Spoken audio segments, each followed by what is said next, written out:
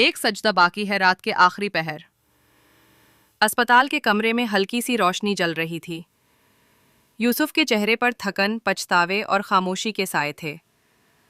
وہ ایک کامیاب بزنس مین تھا، گاڑی، بنگلہ، شہرت، سب کچھ تھا، مگر دل خالی تھا، روح بے قرار تھی۔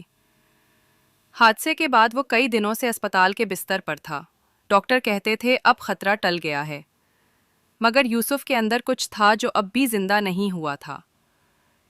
ایک رات جب سب سو چکے تھے، یوسف نے محسوس کیا کہ کوئی اسے پکار رہا ہے۔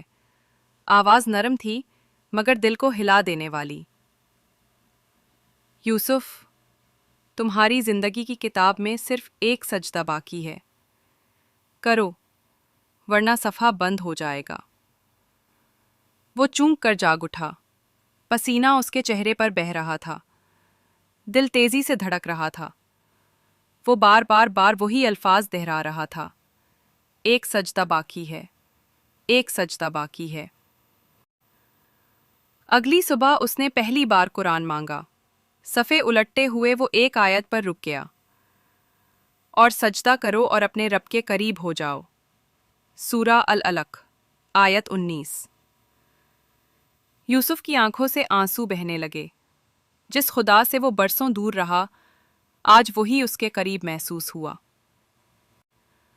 کچھ دن بعد جب وہ چلنے کے قابل ہوا تو اسپتال کے لان میں جا کر بیٹھ گیا۔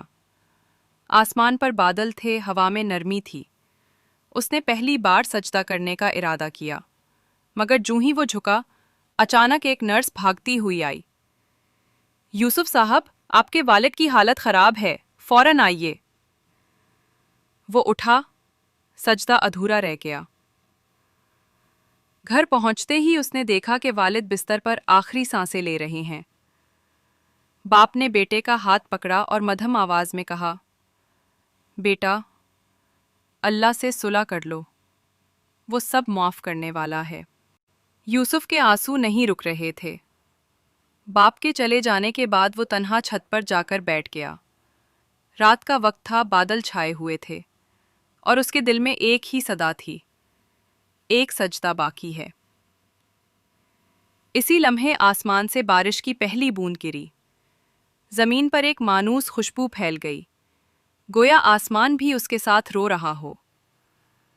یوسف نے ہاتھ اٹھائے، دل سے ایک لمبی ٹوٹی ہوئی دعا نکلی، اور پھر وہ سجدے میں گر گیا۔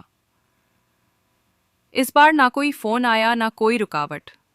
کچھ لمحوں بعد جب نرس اوپر پہنچی، یوسف خاموش تھا۔ چہرے پر مسکراہٹ تھی اور ہونٹوں پر ایک لفظ،